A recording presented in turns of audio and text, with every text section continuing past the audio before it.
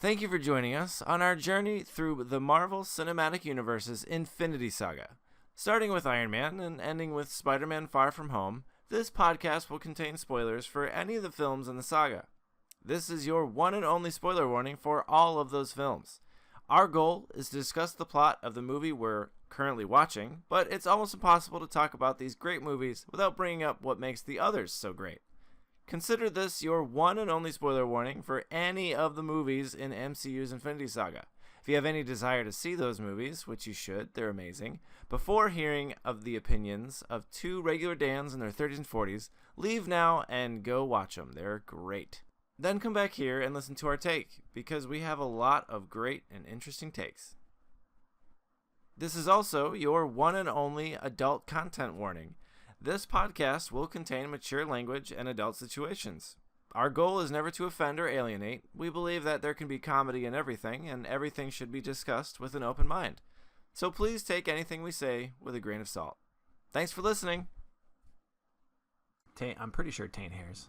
But yeah. A one, a two, a skiddly diddly doo. Whoa, that was a weird sound. You're welcome. Oh, wait. Oh, yeah, you just reminded me. I gotta get my ammunition. Hold on. Yeah, hang on. I gotta get my keys. And, what are we recording on? Yeah, we are. Hi, Dan. Okay. Hey, Dan. How are you? Oh, man. Yeah. Hanging in there. Yeah, I know. It's, year 546 of the coronavirus, and we're still happily in lockdown. Right? Oh, my God. This is Disgusting Dan's Presents. Entertainment and You, how pop culture shapes your world. Our mission statement is to keep a vague and open dialogue about how science fiction has affected popular culture as viewed through the eyes of two Dans in their 30s and 40s. Just two regular Dans. No topic is too off topic, and no opinion is wrong.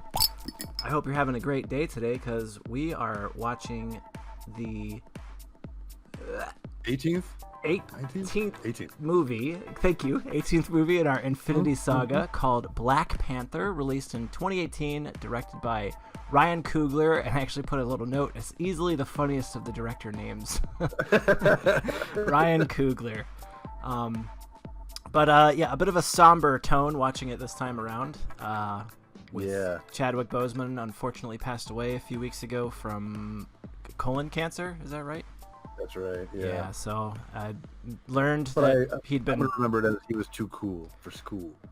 And so there's a price for being that cool. Yeah, it's like many legends before him, he was taken far, far too early. Yeah. But the movie itself was a wonderful. Huge success. Wonderful success. Not departure from the Infinity Saga, definitely continuing it. And weaving in more of our less-known characters like Claw and... Well, Claw has been in here already, in the MCU, right? He's been more as a minor annoyance in Age of Ultron. Totally, yeah. And I think he's definitely more of a primary antagonist for Black Panther, so it's really fitting. He just the bad guy has more of a backstory. And, I mean... It's obvious that T'Challa is not a fan of him at all.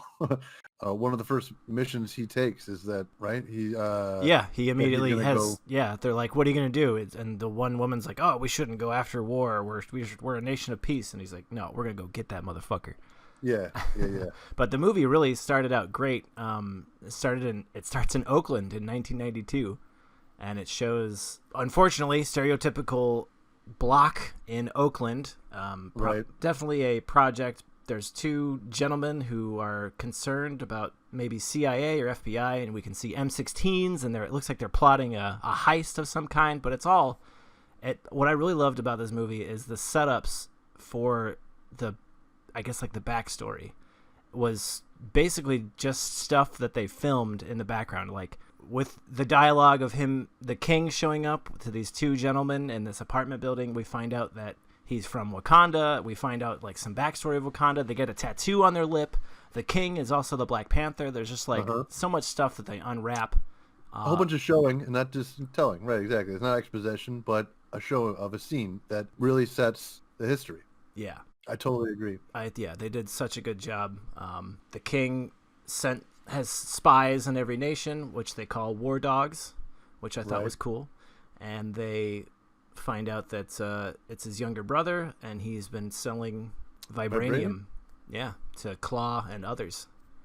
So that sets up our Claw as a established bad guy and gives him some backstory. Yeah, so like the first like 10 minutes of the movie, I was like drawn to it, and I'd only seen this one other time in theaters, so watching it again was a real treat. Even like post, my first viewing when the King T'Challa reveals that, not King T'Challa, the former king reveals that, T'Chaka. Of course T'Chaka, right? Yeah. The guy who's been selling the vibranium, his friend, is actually a secret agent of Wakanda. Yeah. Which it's crazy because he threw me off because, like, when he checked the door and he saw he had some kind of clever comparison as to what the ladies, the bodyguards looked like. He's like some raw chicks, and I mean, had he been not kept keeping his cool, he'd be like, you might want to get the door. It looks pretty important, yeah.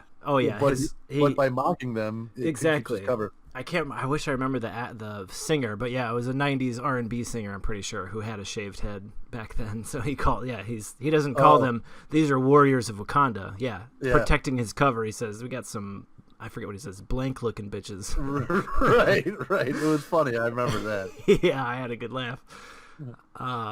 That's established, and the King T'Chaka doesn't. I mean, we don't know what happens, but the scene ends with the spaceship flying off, and we see a young, who we find out later is Michael B. Jordan's character, watching the spaceship take off, and then it cuts to Marvel credit introduction. Sterling K. Brown. I'm not familiar with the rest of his work, but I thought it was pretty good. Like, just the quick moment you could see that, I don't know, he went from ready to plan the heist to an unexpected guest to seeing a family member to having a friend betray him to, like that scene was a whole roller coaster for that guy. Serious roller coaster, yeah. And it comes to take a bigger, that scene takes place, it has a larger linchpin to the story, we find out later. But after the Marvel credit introduction, we see basically a recap from the events in Civil War. Right. King T'Chaka has been killed. It now falls on the mantle of T'Challa, his son, to become the Black Panther, and, well, he was already Black Panther, but now he's becoming king. And how does that work? Like, why was he Black Panther before he was king? Because his dad was old? I'm guessing, the father became too old, but he was still, happy to preside as king, I imagine, but they needed somebody to become Black Panther, and since the Black Panther should be king, I imagine they just let him become it because he's the son, he's the natural successor. Bing, bang, boom. Bing, bada, boom. Yeah. Cool. Yeah, I mean, that's just me, imagining that's the case. I don't know if that's actually the case. Yeah, he has to drink that purple potion and then drink a different potion to undo the power. I wonder if that has any side effects to really vamp up your body. Yeah, and I rip that away, then vamp it up again. Exactly. Yeah, it's like Michael in that episode. He's like, you take me to get a vasectomy, and then you want kids. I get it reversed, and then I get a vasectomy again, and then you want kids, and I get it reversed. It's snip. Do you have any idea vasectomy and unvasectomy does to the human body? Oh my gosh, Michael Scott. Yeah. Oh my God. Oh boy, is that such a good show. The king of cringe. Oh God. Oh, I like that. That's got a nice. That rolls off the tongue nice. King of cringe. I like that. I'm like that. I'm taking that. That's mine now. I just said it. Yeah, you can have it. You can have it. I'm a generous. Ah, thank you. Words. Thank you. Myth. Ooh, another good. I like that one too. Another good phrase I'm stealing. Although I have heard that before, so it's not new. All right. It's not a Dan original, I swear. I'm sure King of Cringe I probably heard of that somewhere else too. No, you just take credit for it, and I'll steal it. All right, done. Behind every successful man is me. Smiling and taking partial credit. You heard it here first, folks. That's right. The Black Panther still deals with local African issues, mainly by stealth and just scaring the heck out of the people with guns. Yeah, and this I imagine was just a simple extraction of one of their war dogs, who is the woman that he is apparently in like with. Strongly in like. Yeah. So he this just seemed like he was picking her up to come to the funeral for his father. Yeah. It didn't seem like it was like anything special other than oh, you blew my cover, and he's like, bitch, my dad's dead. So yeah, I don't know. I don't think there was anything special other than establishing that he likes her and that she is an operative for the kingdom of Wakanda. Very active, and they're active people within their continent. Yeah, I like the fact that the king still does footwork. Shortly after that, we get introduced to the whole fam. We see a sarcastic younger sister who I heard from the comic books eventually takes the mantle of Black Panther. Badass. So I kind of hope that they... I had heard on the internet that that's what the fans are hoping. Yeah, I heard there's a big petition for it, that Suri gets it. I think it's Suri, right? Yeah, I think she'd be pretty cool at it. I mean, the character herself is full of charisma. I mean... memes. I like how she made everybody else look stupid. Yeah, I don't know. Constantly, like from this movie on, she makes everybody feel so stupid and look stupid. Right? Yeah, I mean, I wonder how a conversation between her and Tony Stark would go. I don't think we ever got that. When we later see her, she's talking with Captain America and them to fix Vision.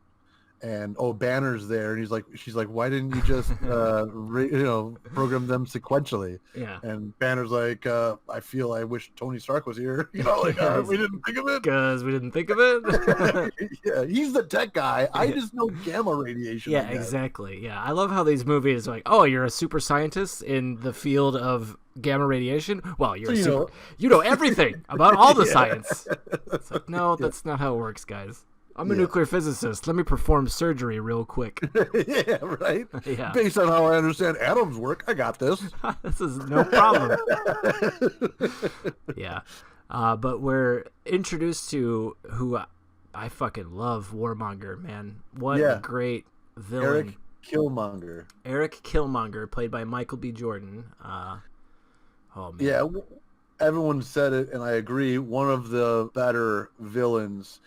I mean, he fit the criteria of all the other villains, like a guy that very similar power set but evil is what the MCU's generally done so far with, Captain America. With so it fits the same model, but I don't know, Killmonger being upset about his history, his upbringing, his country, his current country, his country of origin, of his heritage. Everything he's very disappointed with, and because it connects with today's scenario, I think it connects.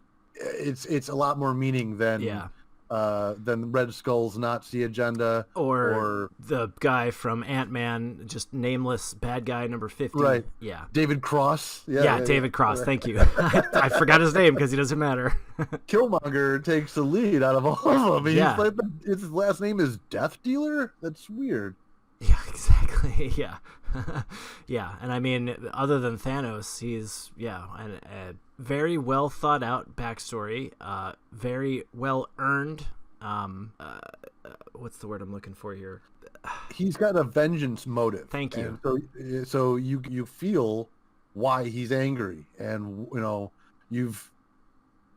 you're familiar with that kind of dedication, devotion, focus from I don't know other good villains. So he fits that well, and he's acted really nice and prideful by Michael B. Jordan. He's just he fits the role really well. Oh yeah, no, he's calm and collected when he needs to be, and then you find out later he was like a tier 1 operator, destabilizing nations and bringing down governments and stuff like that for the U.S. government. So he's got like the training and the calm demeanor, and he just I don't know, and his motivations are sound. You're like, wow, I kind of feel like this guy's got a pretty good fucking point. Yeah, I mean, like if I was put in that position, I probably would shoot for this too. Exactly. Be angry and feel like I was cheated. Mm-hmm. you're disenfranchised your whole life, and you see all of your people disenfranchised your entire Right, life. exactly. I mean, you push anybody into a corner long enough, they're gonna figure out a way to strike back, and he does it in such a way that I'm just now trying to think of this, but it's obvious that Killmonger's hugely motivated by race conditions in America and the world. It's a huge motivation for him, or a huge sense of his drive. He was likely brought here as a child. I don't know if he was born here. Wakanda? No, he was born in Wakanda because he's got the lip tattoo. No, he wasn't born there. His father was sent to the U.S. as a war dog, and his father fell in love with a local. They made a child, and his father gave him a key to get to Wakanda. So he's American. He's an American native, but he gave them. Doesn't he have the lip tattoo? Yeah, his father gave him that. Oh. He somehow got. I don't know how they implement that tattoo because it's made of vibranium, but he gave it to his son. That's how he was able to get in at all. Right. Okay. Yeah. I was thinking that might be like a really direct analogy, where he's taking the whole history of America's slaves being brought here and and mistreated and given no choice but to have a hard life. I thought that might have been a direct representation, because it does seem to, other than him being born here, which that also fits in with all of the later generations that have been born here that still suffer for the fate. So maybe I'm still right. Yeah, no, I feel like you're absolutely right. It's not like he's not suffering under the same system that all the other, that everyone else has been. But so it might be he just has the advantage of literally being of royal blood. He was the brother. He's the nephew of the king, so he has the royal bloodline and can which we find out as the movie progresses that's his motivation. He wants the throne. We first get introduced to some traditions that are still alive and well in the Wakandan culture, which I thought was pretty cool. A little hokey from time to time. Big waterfall fight. I mean, I was telling Teresa when we watched this, like, okay, so they drain a portion of the waterfall a little bit. If my understanding of water and underground rocks under the water is right, there's probably going to be some like slippery moss or some kind of algae or something that's going to form under there. I don't think they're ideal conditions to be fighting on barefoot. But just flat pool surfaces like a concrete. Yeah, no, it's going to be slimy. No one's going to be getting any grip. They're just going to be stumbling around like idiots. See them all like fucking barely able to stand. Yeah, that'd be great. Yeah, but it's it's a comic book movie. But we get introduced to the Jabari tribe, who have recluded themselves to the mountains, avoiding avoiding the traditions of the other. They said in the beginning of the movie, which is cool, there was 5 tribes that established, all joined hands in the sand. Yep, on top of the mountain of vibranium. And the one clan who decided not to fall through the flow of all the others was the Jabari, and the gorillas. Yeah, which, man, their masks and like their suits and everything, shit's so cool. Yeah, I like how later on in the movie he says, like, if you say another word and I'll eat you. Just kidding, I'm a vegetarian. Yeah, he's like, say another word and I'll feed you to my children. Yeah, right, just kidding, we're vegetarian. Yeah. And they show Ross like gulp, visibly swallow in nervousness. Yeah. And the only 3 white people in this movie are Ross, nameless bad guys who get beat up, Bucky, and Claw. That's accurate. Yeah. Oh yeah. And the movie made like $1 billion. Yeah, exactly. So fucking almost 90% Metacritic score. Yeah, it's a fucking wonderful movie. But I definitely enjoyed as hokey as some of the parts were, and my inability to throw, what do you call that? My inability to be suspended in disbelief with the water fight. Right. It even looks green. Just saying. I still liked the fact that although they are superior in technology, they are still steeped in their tradition, and they're very much, to be honest, this movie kind of reminded me of a Star Wars movie. Like, this culture feels like it would be a culture that lived on a planet in space in the Star Wars franchise, and they learned to live symbiotically with the nature around them.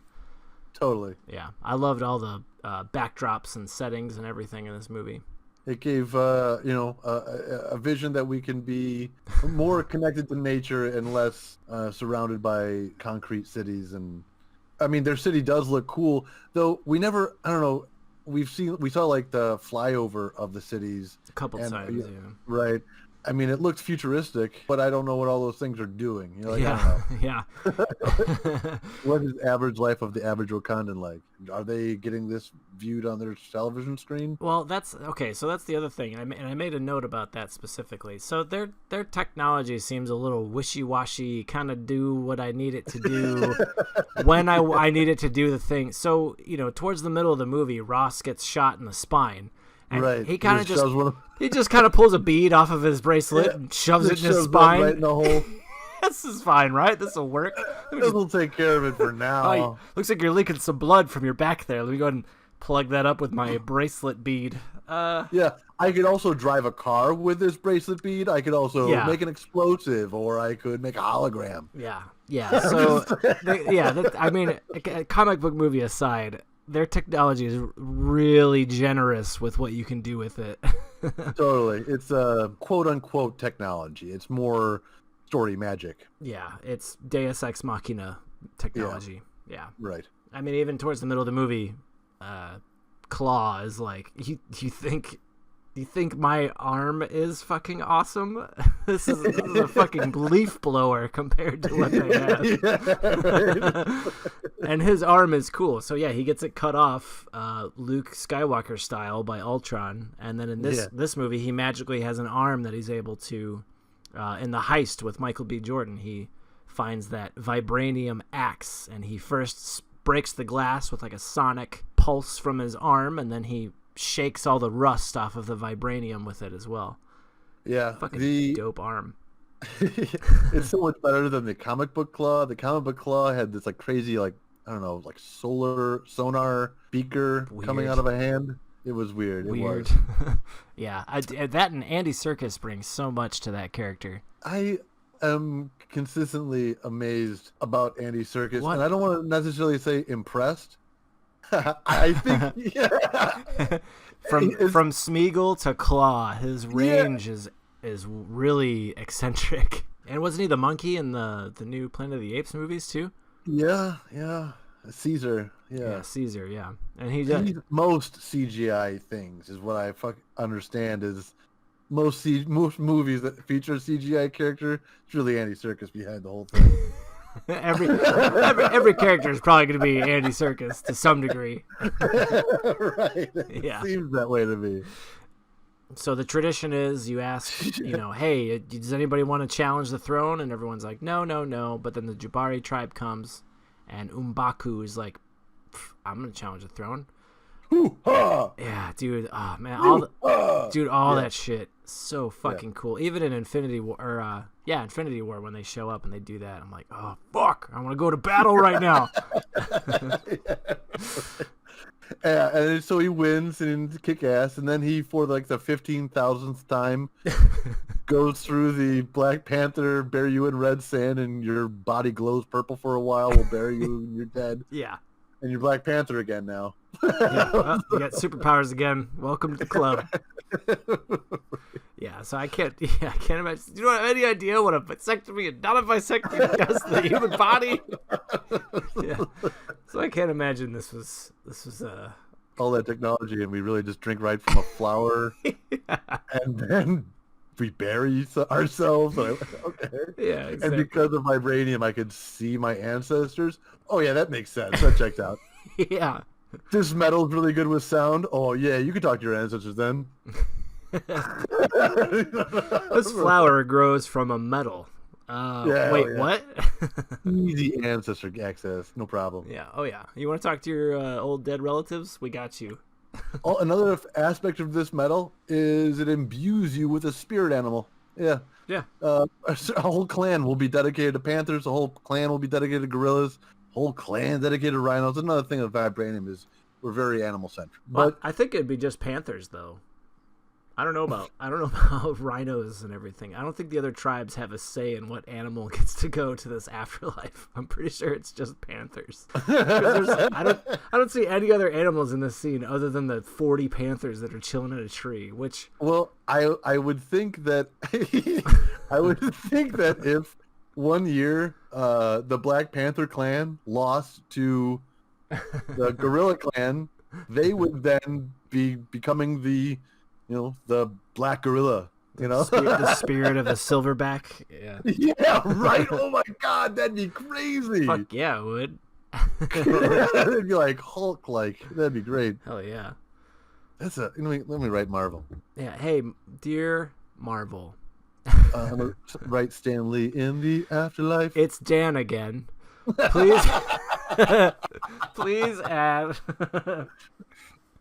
The silver gorilla, silverback gorillas to the Black Panther anthology. Thank you. To the Wakanda, I would like a Wakandan king of the Gorilla Clan. Yes. I mean, a fine rhino. I'd be fine with a rhino. Yeah. But I don't know what the other one are. There's gorilla, rhino.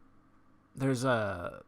They're all supposed to have their own. I know one's a fast cat. I just don't remember which big cat it is. Cheetah or panther, or not panther. Leopard. Obviously not cheetah. I mean, obviously not panther. But yes, probably leopard. I don't know. Yeah. Animals. Yeah.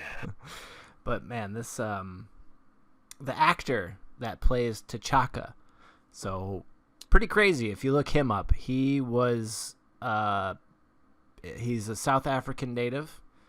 The left eye is a fake eye. I don't know if you caught that. Yeah. So he was. Well, the way I saw it, the left side of his face was fake. It was just so distracting. No, it's just his eye. He was brutally beaten by South African police during apartheid days. So damn. Yeah, he lost his eye and now has a fake one.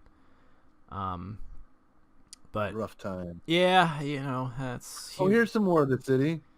Humans there you go. They got holograms on their hands. That's what I'm saying. Like this culture they still eat meat. Yeah, they have street vendors. It's like that's what I'm saying. Like fedoras. As much as they have and rely on technology, which M'Baku even says, he's like, you fucking listen to this 14 or 15-year-old T'Challa's younger sister, and you guide your technology, like your ways, or blah, blah, blah. You're losing yourself or you're losing from tradition, whatever. You're stepping away from tradition. But they still, like, I don't know. It seems like they're still steeped in their traditions. Yeah, you're right. I mean, I for some reason thought that I didn't get to see the inside of the city, but this is definitely a good up close view. Are they supposed to be in this Wakandan city here? Yeah, they're just walking around. Yeah. His bodyguard, the one who plays. Oh yeah. The really mean one? Yeah, oh man. She's awesome. She is fucking awesome in this movie, dude. Yeah, during the chase scene, so to jump ahead here, but during the chase scene, so they go and they find out that the other token white guy in this movie is making a deal with the first token white guy in this movie to buy the vibranium. And during the chase scene, she fucking chucks the spear through the car and it goes through the back window, the front windshield, and then impales the car when it smashes the ground and the car just stops immediately. Oh man, yeah. And she did it like riding the top of that Lexus. Like, oh my god, that shit was so dope. In the later fight in the movie, when her boyfriend, the king of the Rhino people, was like, you would go against me. She's like, for my country, any day of the week. I don't remember her line, but she was like, fuck yeah. Yeah. You're crazy. You're wrong. He's like, he's like, you would attack me, my love? She's like, to defend the throne? Anytime. She's like, right? I will fuck you up. Yeah, right. Yeah, dude, she's a badass. Yeah. No, this movie introduced so many great characters. Yeah, dude. I really wish they spent more time in, like you said, more time in the city. I want to see more of. That's what made it feel like a Star Wars movie to me. They got these big ass rhino creatures wearing armor, walking around, and they got crazy technology in a street market setting. Like, it's like, this is fucking Star Wars. Yeah, right. Yeah. And when the sister introduces him, the Black Panther, to his new suit, that's so brother-sister conversation. Yeah. So good. Did you notice the meme she pulled out from like 2015? Oh, what are those? Yeah. Yeah, that's not important. He's wearing flip flops. Yeah, pretty much. Yeah, it's like leather flip flops. Yeah. Oh my god. Okay, so when they go to the North Korean, when they go to the South Korean club, the wig that they put on his bodyguard, she just looks so uncomfortable the whole time. Right. Yeah. She's all like pulling on it too. Yeah. And then she fucking chucks it at the guy the first time she has a chance. Yeah, first chance she gets during the fight scene. Yeah, she throws it at a dude. Oh man, yeah. And then Claw, fucking Andy Serkis, so they go to make this deal. T'Challa finds out that Director Ross from the CIA is there to make the deal with Claw, which, also pointing out before I make out that first thing that I started to talk about, Claw walks in there and you're supposed to not have any guns, and they just walk through the metal detector and it goes off, and all of them just keep walking through, and the metal detector's just going beep, beep, beep, beep, beep, beep, beep, beep, beep. So they're all armed. But T'Challa goes there to talk to Ross, and they find Claw, and pretty much all hell breaks loose. Which is good. This bar is made to be a fight scene. This big open square center. Yep, roulette tables in the pit in the bottom. Yeah, very Keanu Reeves ready type of action scene. Claw is great at being crazy too. Oh yeah, that's what I was segueing to. He was going to shoot T'Challa, but T'Challa grabs like a money cart or something and blocks the it was a safe, I thought. Oh, it was a safe. Yeah, you're right. And right after he blows his ass away, he just starts cracking up saying, "I just made it rain." Yeah, just enjoying yeah, he's insane. Yeah, he's clearly insane. Keeps it in his junk hole. He pulls the paper bag wrapped vibranium out of his zipper, labeled fragile.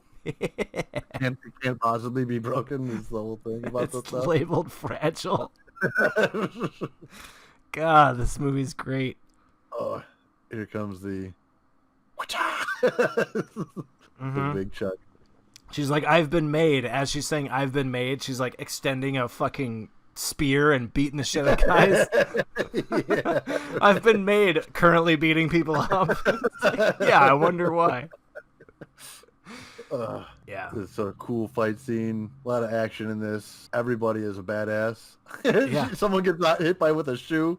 Yeah, oh yeah, a lot of lady badass moments in this movie. You know, whipping the wig, beating dudes up with shoes, like spears. Yeah. Oh yeah. And many dudes. Yeah. Whoa, the spear moves are awesome. Oh yeah, she's dude. Awesome with that spear. She's fucking awesome. And apparently the spear's electrified. If you caught that, that's yeah. Ah man, I love this movie. What kind of technology, dude? Yeah. Yeah, these next 5 movies, this one and the next 4 are like I'm like all ramped up from the last 20 something movies. So I'm like, let's go. Yeah. Then it just shows T'Challa jump up to the second floor and grab the railing, which looked fucking real. Like, it just looked like he just jumped. Yeah, casually. 15 feet. Yeah. 15, 20 feet in the air. Yeah. It just lifts the safe up to block it. And then they just zoom out on Andy Serkis laughing. I just made it rain. Oh, I love it so much. And then as they're running out of the club, he like stops, turns around and laughs. That was awesome. He's like a little kid. So then we have a badass chase scene with the cool technology we get to see of Suri, his younger sister, remotely piloting a Lexus somehow. Or Cherie, that's her name, Cherie.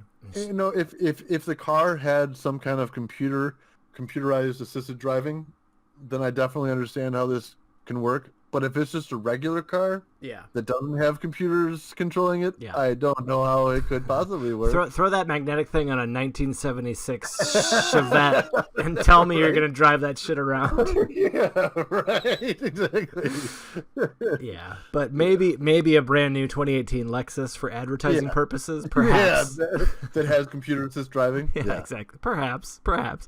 But even still, they show the mechanical pedal in the car being pushed down with nobody pressing it. So I don't know. Right. Magic, comic book technology. Well, it's possible that if you tell the computer to increase the gas amount, which would likely activate some. Well, I mean, I'm thinking of looking at. You ever like take a car engine with a carburetor apart? You actually have like a little spring-loaded lever that you can actually control the gas throttle. Yeah, I guess that's true. Well, yeah, but so I don't think that to have a carburetor, I think you'd need you need someone to physically press. There's nobody there. It's not going to happen. Yeah, so that's just some magic vibranium energy that's going to press down the pedal. I'm sorry. Yeah, that's great. But makes for an awesome action scene. Hell yeah. The scene that you described earlier, where she chucks a spear and then pins the front of the car to the ground, it lands into the cement 5 feet in front of the car or some crap, creates a wedge so the car just smashes into this pole that's lodged in the ground, and the car just crumbles into it. Oh man. Then T'Challa, who's driving a car driven by nobody's in the car, but the sister's driving remotely, is getting shot. You can see the suit is loading up with purple energy, which he uses awesomely to impact the car underneath him and sends the car rolling. Yeah, it's definitely a scene that I feel like they recycled from a Captain America movie. I think Civil War, they had something similar, like when car crashes and Captain just starts running from it. I feel like they had a similar kind of thing, but it was still cool to see in this movie for sure.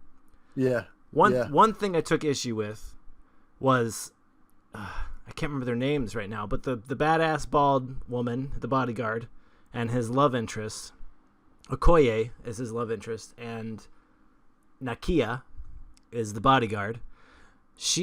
That's the one who throws the spear through the back window and through the windshield and impacts the car and blows it up. The one that they finally get to has Claw in it. He blows up their car. She jumps. Yeah. She was on the top of it, so she jumps from it as it explodes. But the other woman, Okoye, just kind of comically slides to a stop, holding a steering wheel and still sitting in a seat. I'm like, what? That's not how that works. No. But upon the second watch through, and I'm totally negating my original statement here, they said the car was vibranium. So they're not going to pierce it with bullets. So I feel like maybe Claw's weapon being vibranium, it just caused the car to just fall apart. I don't know. I feel like I can kind of forgive that scene, but still it seemed a little, Yeah, the car just disintegrated. It is kind of a bit much. Let's see. A rewound just to a quick rewatch. Yeah, the whole car does disintegrate. Yeah, it just falls apart around her. Okoye grabs her, or not Okoye. Nakia grabs her spear out of midair, lands on the hood of the car, and slides to a stop. Yeah.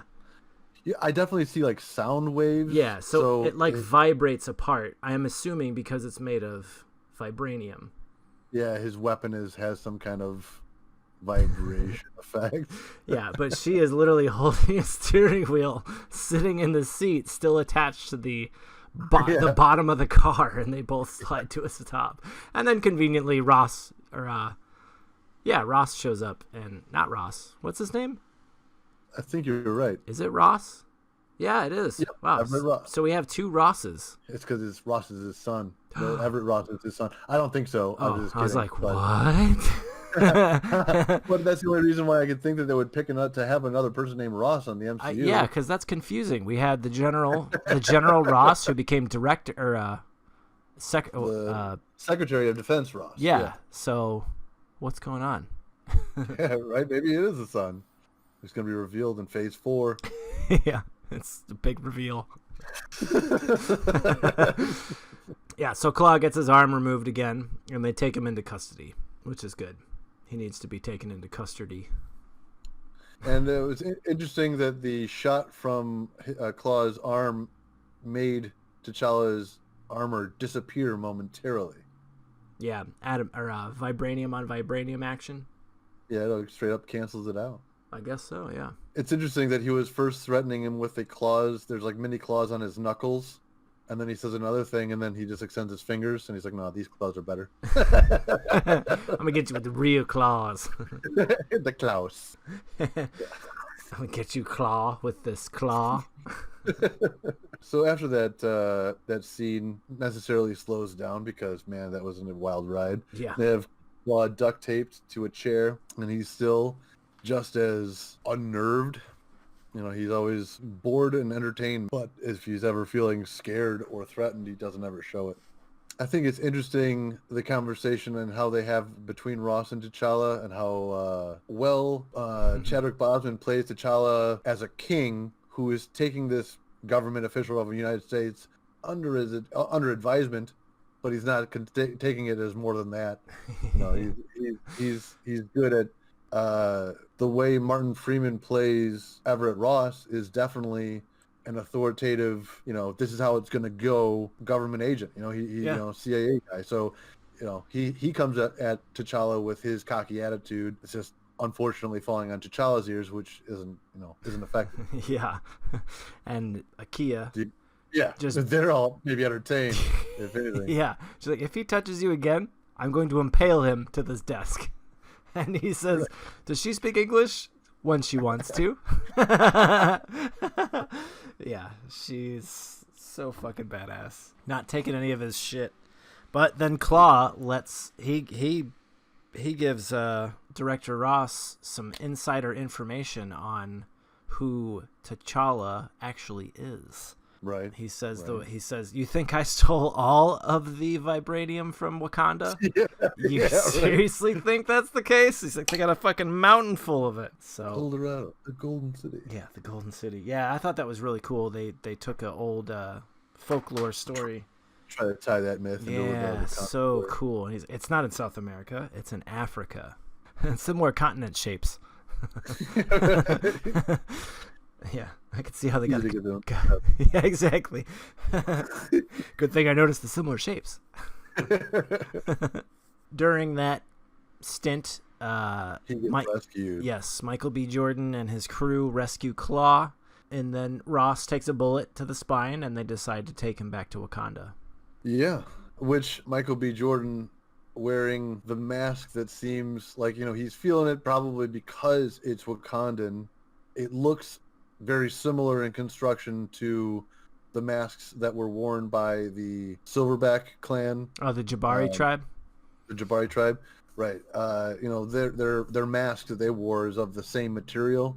I could see him wearing this scary mask being another kind of like, you don't know who I am, but you know where I'm from, or or my mask is awfully familiar. An intimidation tactic. Right. And then on top of that, T'Challa notices a ring that's very similar to his own ring that he got from his father. That's right. So that sets him off on the who the fuck is this guy? That eventually breaks down to, this is the main bad guy of the movie. Totes my goats. So they bring Ross back, and simultaneously at the same time, Michael B. Jordan betrays Claw, kills his girlfriend, who's been helping him the whole time, and tells Claw that he's gonna go to fucking Wakanda. Yeah, this is the end of Claw, huh? Yeah, that's why I was like, oh yeah, I forgot. Fucking Andy Serkis dies in this one. For a character like Claw, this is probably the best way for him to go out. He's in some bad deal that a person he shouldn't have trusted. Yeah, somebody smarter than him with a plan and motivation stronger than his. So yeah, Michael B. Jordan reveals he has a key to get into Wakanda. He says, Claw says, you're never going to get in there. They don't just let people wander in. And Michael B. Jordan says, well, thankfully I got a key. And he shows his, I'm pulling my own lip like you can see it. He pulls his lip down and shows that he also has a tattoo given to him by his father with the vibranium, I'm guessing it glows because it's a vibranium ink. Yeah, it glows the same color of these flowers. Yeah. Oh, and the significance of the flowers. So those are given to every king that becomes the Black Panther and imbues them with somehow superior strength and speed and agility and whatnot. I wonder, is the flower... So is it just the Panther clan that has the ability to have a Black Panther, or does that flower would that's what I'm saying with, so in the beginning, that's what I was like, as I'm watching this, I was like, why is it always a Black Panther? They agreed way back when, the 5 clans except for Jabari, that they would all rule under the one Black Panther. So I don't think they would ever deviate from that animal, because whenever a person becomes king, they probably take the mantle of Black Panther and are given this flower that imbues them with super strength or whatever. So I don't know if there would be an animal change if like a Jabari tribe or the cheetah tribe or whatever happens to take the mantle of king. I think no matter what, you're going to become the Black Panther. But again, this is the MCU. They don't really. There's no real specification on the lineage of the Black. Pretty much like technological beads. Yeah. However you fuck you want it to work. Yeah, exactly. But yeah, Forrest Whitaker's in this movie, which I had forgotten about. Forrest. Lies! Deception! Exactly. I can't not think of Rogue One. I mean, I know him from that from so many movies. Yeah, the one I think of him always, or before Rogue One anyway, was Phenomenon with John Travolta. He was like the fun ham radio guy that he knew. Yeah. But now, ever since Rogue One, lies, deceptions, Borgullet knows the truth. Yeah, he's a great actor. He's definitely a great actor. And then I always think of Donald Glover from Community. He's like, and then you give him the Forrest Whitaker eye. I fucking love it so much. Give him the Forrest Whitaker eye. Fucking like squints all crazy. Or no, I think that's actually from. No, yeah, it is from Community. Anyway. That was Donald Glover, but there was also, I think, Eddie Griffith. Yeah, Eddie from The New Guy, that movie with DJ Qualls. The crazy eyes. Yeah, the crazy eyes. Yeah, that was great. Yeah, classic.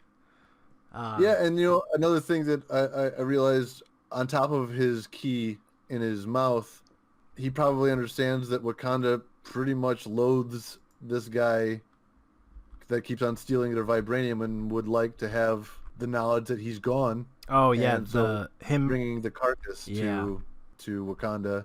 It's interesting to think of he walked to Wakanda. Well, he stole that small plane.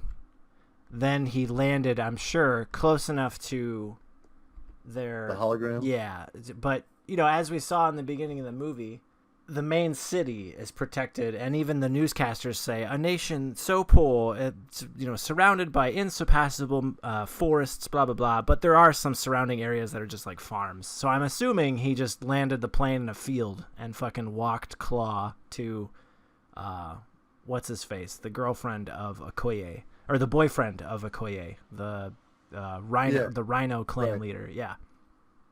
Also, quick mention. Stanley cameo number 18. Right before Claw goes nuts inside the South Korean club.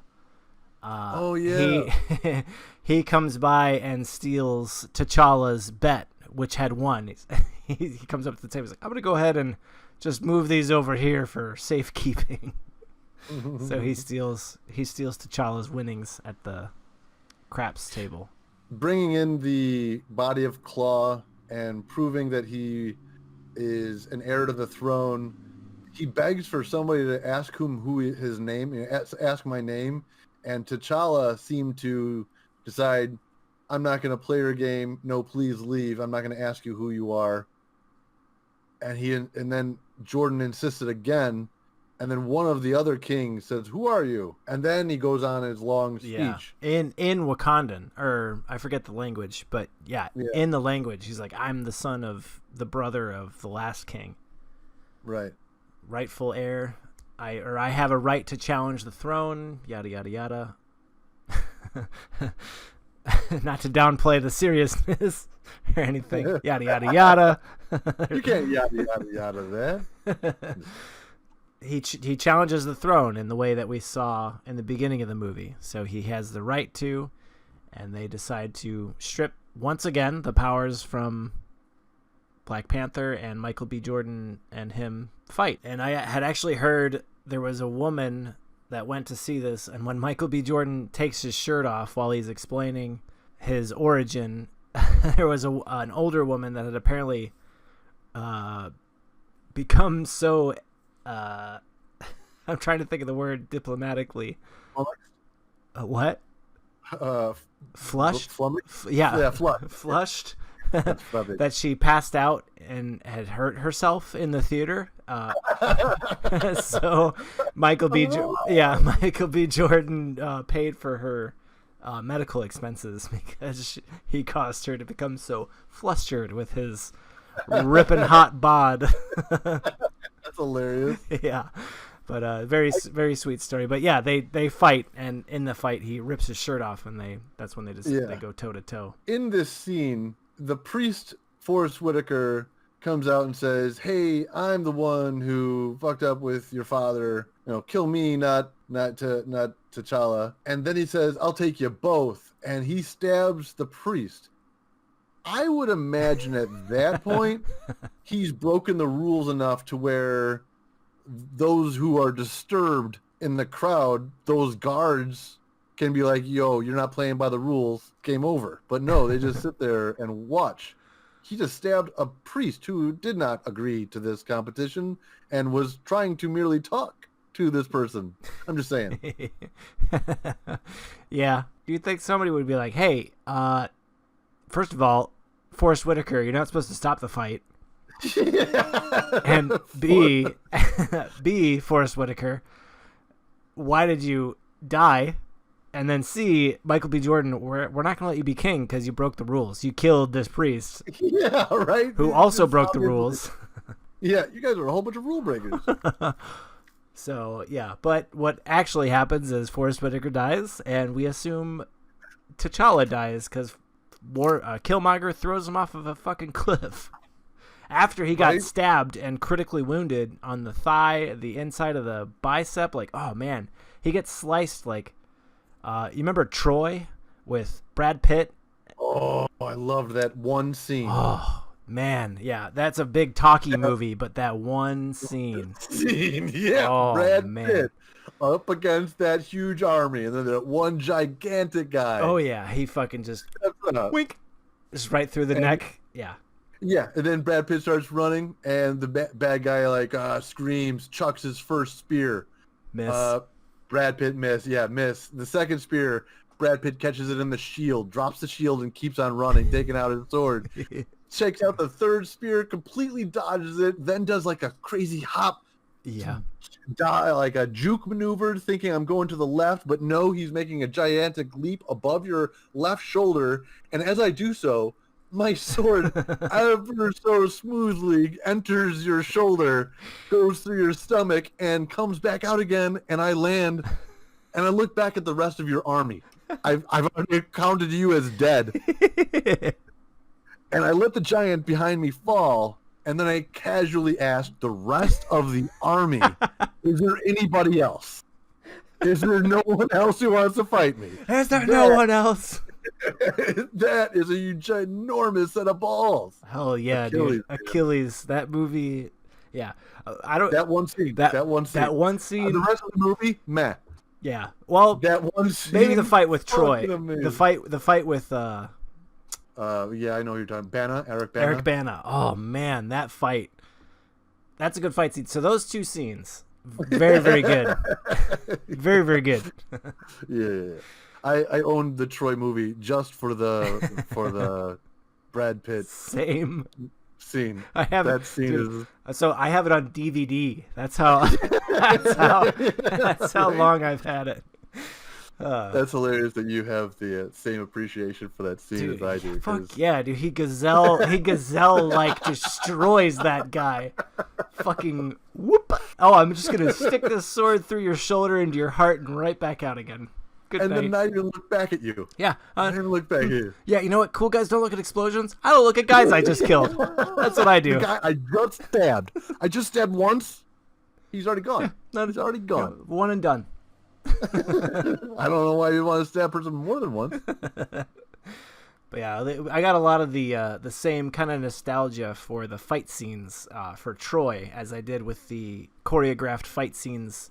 Especially towards the end of the movie, after Michael B. Jordan declares that he is going to send arms to the war dogs and Right. Boy, did my white guilt do many a somersault during his speech to the other tribe kings and everything. Like, it's, again, man, we could understand where he's coming from. Very much. It's a rough truth. Yeah, of and a modern America. Yeah, and not only modern America, sadly. I mean, well, not sadly, of course, but sadly, still modern America. This is very much. Yeah, very 2020, and it's still like that. But I very much enjoyed that when T'Challa took the flower and was, taken to like an African setting where he saw the king and they were panthers. When Michael B. Jordan, Killmonger, takes the flower, he's taken back to Oakland in '92 when he was a kid, to that apartment where he found his dad. And outside the walls, Yeah. I just noticed this in this rewatching of it. I mean, I didn't realize it in the last time I saw it either. But outside the windows is that purple stellar cosmos so background. it doesn't matter that where you came from. You're still going to go to a place where you'll see your kin, your elder kin, but it's going to be based on your experiences, which for Michael B. Jordan was being the son of a spy who betrayed his kingdom in 1992 in Oakland. Yeah. So awesome. Such a good fucking movie. But like I said, white guilt, plenty of somersaults, lots of that in this movie. I very much enjoyed the cinematography and the audio cues when Michael B. Jordan as Killmonger takes over the throne. It starts out, the scene is completely upside down. The background windows of the city of Wakanda are down, and the camera rotates slowly as they follow Michael B. Jordan walking to the throne, and they're playing like this. It's still, I don't know if you noticed this, but the soundtrack in this movie is fucking stellar. So they have a specific theme they play for T'Challa when it's calm. They play the same kind of song for Killmonger, but it has like this hip-hop sinister beat to it. And I fucking love it. It's so good.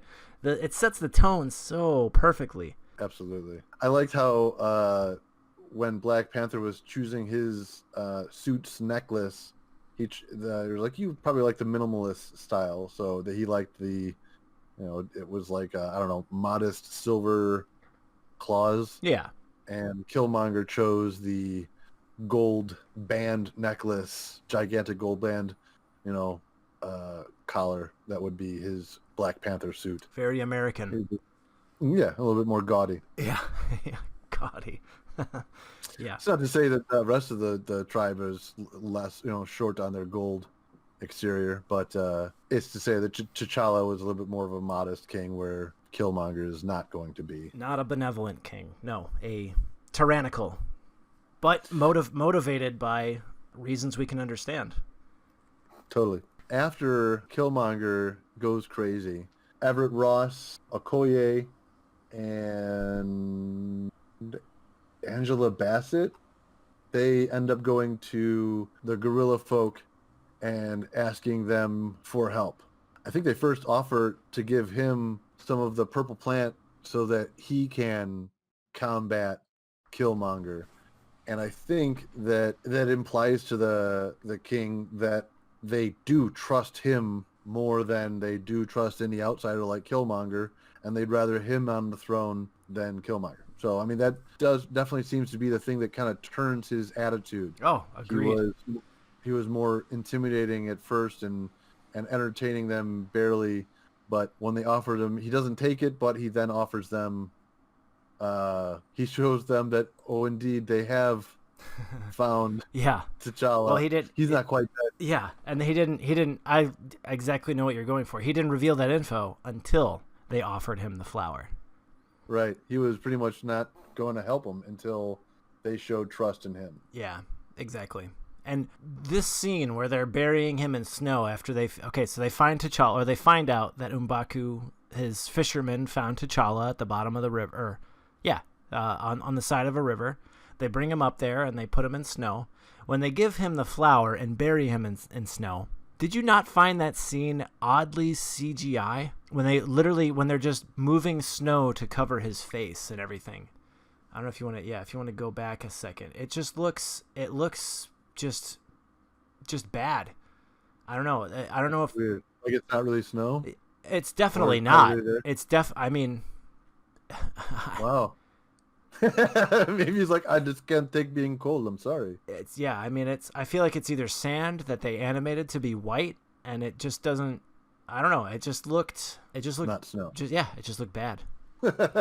we in the Midwest. We know snow. And that's not it. I know me some snow, and let me tell you, this ain't snow. Okay, The fold, the wetness, it's all wrong. no, it's just sand that they colored white. I could tell you that. Bullshit. Yeah, I don't. You didn't notice anything upon second watch that it looked. I want to see the motion of them covering them up. I'm gonna try to get there. I know it's coming up any second now.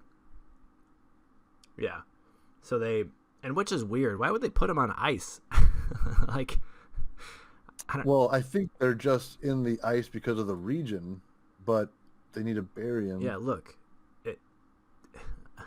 It does look weird. it just looks off, right? Oh yeah. Yeah, it's not being handled by It's them. not. Yeah, it's like they're just moving their hands around, and then they animated snow after the fact. Yeah, I think that's right. That's so It weird. just looks weird. It just looks weird. So, yeah, he wakes up in afterlife land, and his dad's like, "Bro, you're dead. Come chill." I think the last time he was in a black outfit, but this time he's in all white. I'm just saying that was a... Agreed. And if you notice, the sky changed as well.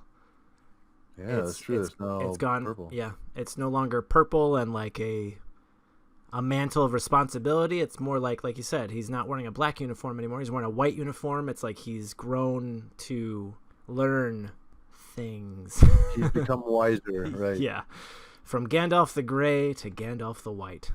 You know, I also got to think if the Gorilla Clan found T'Challa downriver on the side of a bank, I got to ask. I mean, number one, after that fight, nobody reacted to go save or pick the priest up from the ground. They moved up onto the ceremony, and like then you saw it was just like the kings, and they're like, "Yay, okay, you're the king now."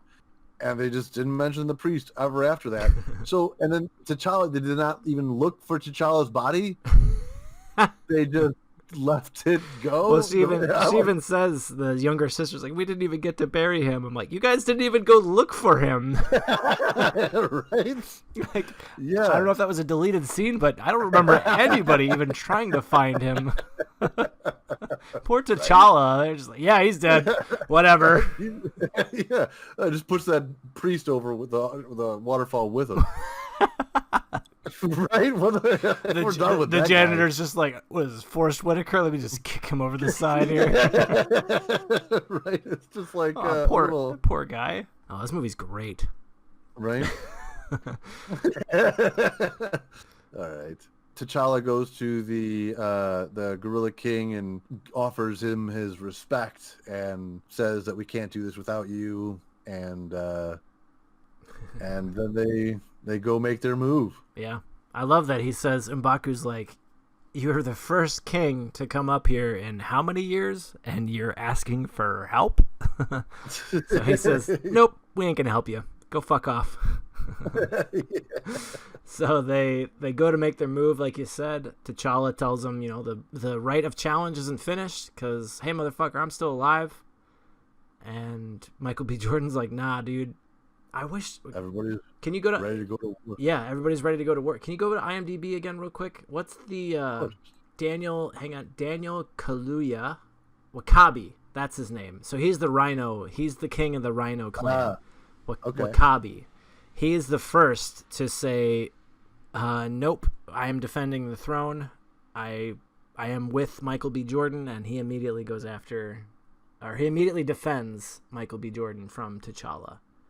Which I think that his character's motivation to do that was because he was originally really hateful of Killmonger, and he was really frustrated that the Black Panthers hadn't brought him or ended him earlier, and that Killmonger comes in here with Claw as hey, I took care of this for you. Yeah. Really made an impression on Takabi.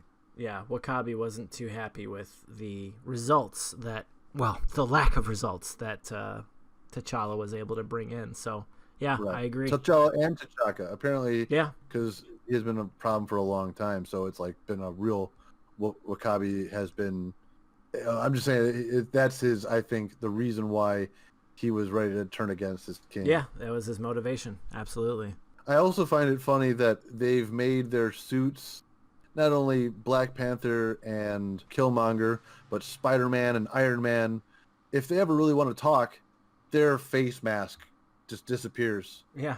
And like it's about, it's because I don't want, I want you to see my expression, which I know the actors want. Yeah, exactly. But I don't imagine that in the real world that would be a priority. Yeah, well, that's why I like his sister towards the middle of the movie when she's talking about the upgrades to the suit.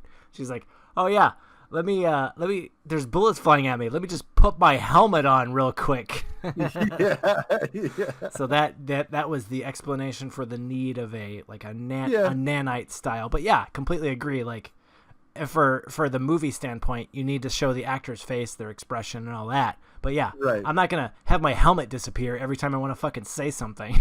Yeah, and I mean, if and it's like they never have to trigger it. It's just like a mental wish that they have, and then their mask goes away. They never have to press a button But I mean, if any of the bad guys was to ever like be able to trick a suit, Iron Man suit, to just dematerialize your nanite suit, you know what I mean? That would be a problem. Yeah. Yeah. Your mask, boop, gone. I shot you in the head, or I mean, it's just it seems like according to the Stark handbook, there's supposed to be what did she say? There's supposed to be procedures that prevent such a thing to happen. But yeah, well, yeah, tell that to Ultron. Exactly. Tell that to fucking War Machine, who just got in his suit and flew away. Yeah, right, exactly. Yeah. Oh man, yeah, he was.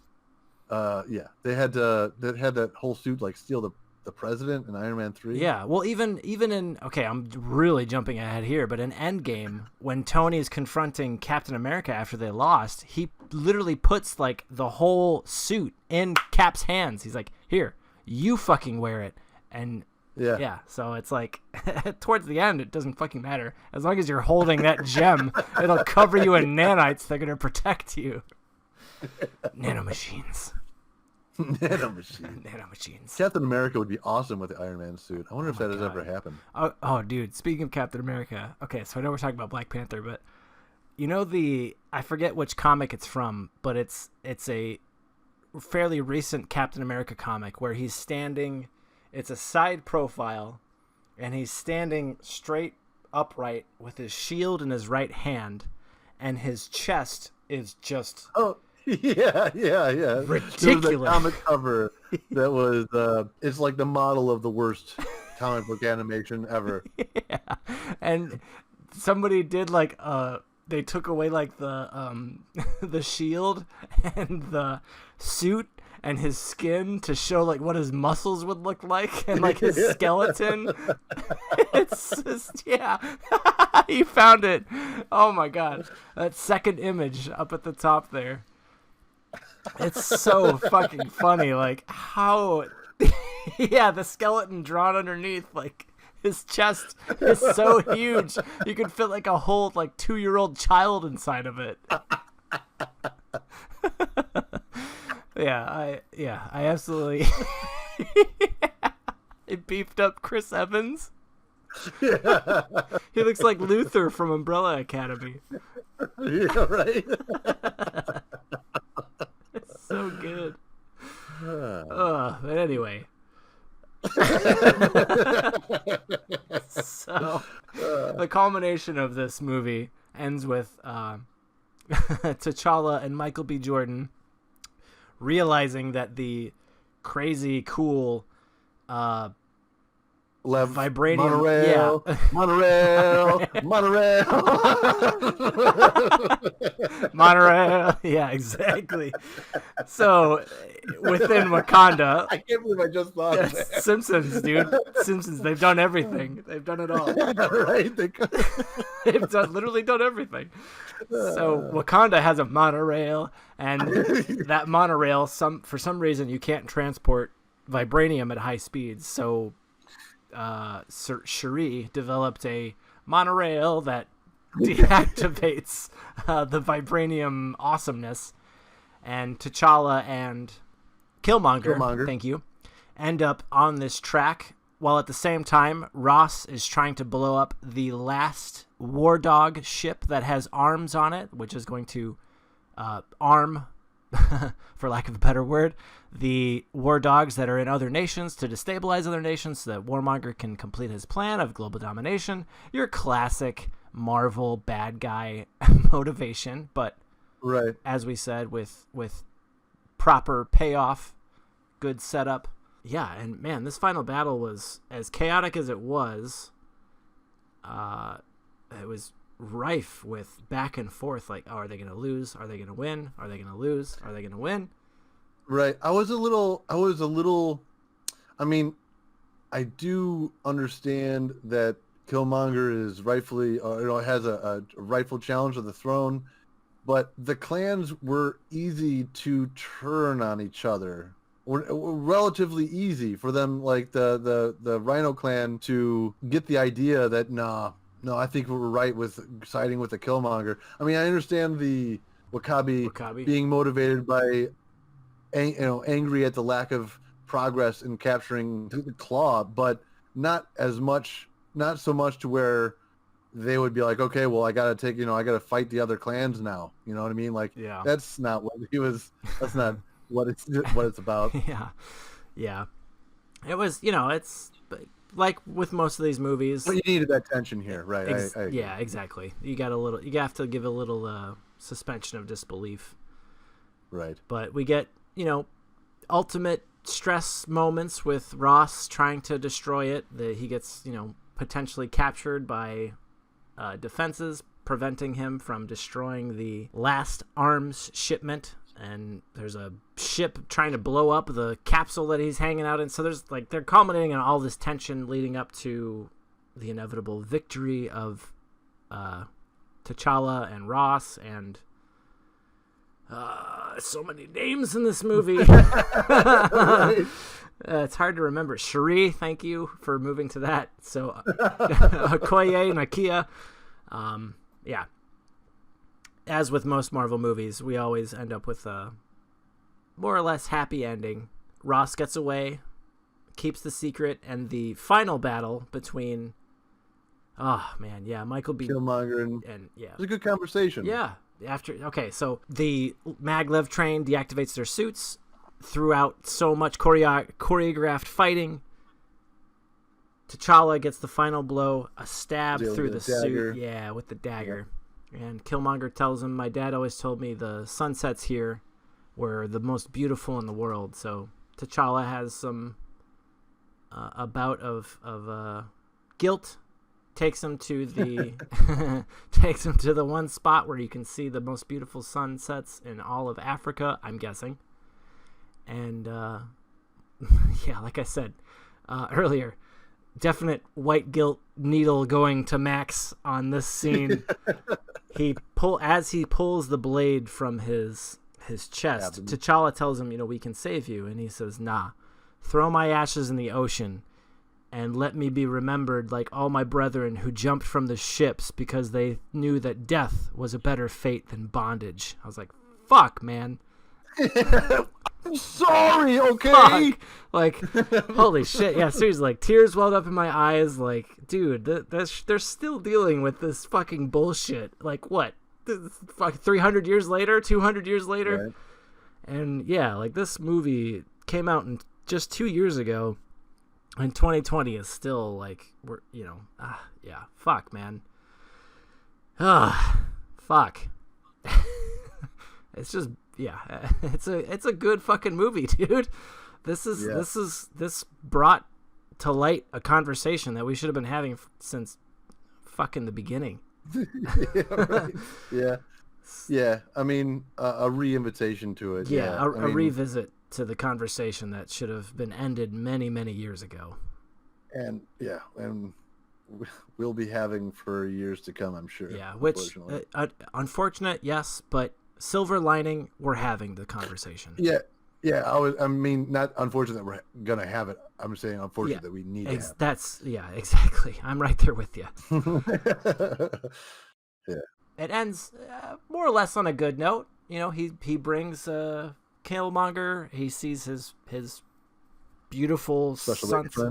Yeah, he sees his beautiful sunset. T'Challa convinces his Okoye beautiful lady friend to stick around, and that she will still be able to fulfill her dream and stay in Wakanda.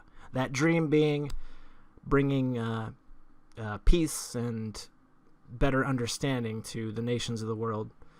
T'Challa decides to start a outreach program, which is actually the first secret scene, or not secret scene, post-credit scene. T'Challa telling the United Nations that Wakanda is no longer going to hide. They're going to provide outreach to countries that need it. Yeah. And somebody's like, with all due respect, what kind of poor farmer nation what kind of help are you going to be? And, T'Challa just smiles. It's like, bitch, you don't even know. You want flying machines. Yeah, exactly. And how about these beads can correct spinal yeah. Do you have a spinal injury? Let me take this bead and shove it in your fucking ass. You'll be cured in no time. The technology of Wakanda. Our final post-credit scene is